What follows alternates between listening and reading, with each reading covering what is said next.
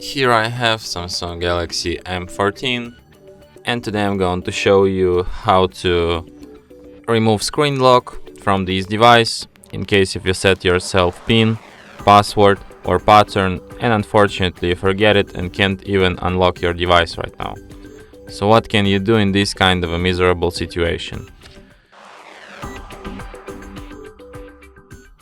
So firstly you have to turn your device off, but as you can see, you can't turn it off because it requires you to enter PIN code.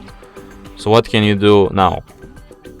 So firstly, you have to hold down power key plus volume down at the same time for a couple of seconds in order to forcefully turn your device off. And right after the screen turns off, you have to release the keys and press and hold volume up and power key. And now hold these both keys. And after the Samsung logo appears, you have to release power key and keep holding only volume up to proceed. So after that, this kind of menu appears. Here you have to use volume keys to navigate and power key to select. And you have to select an option wipe data factory reset. Then select the second option, factory data reset.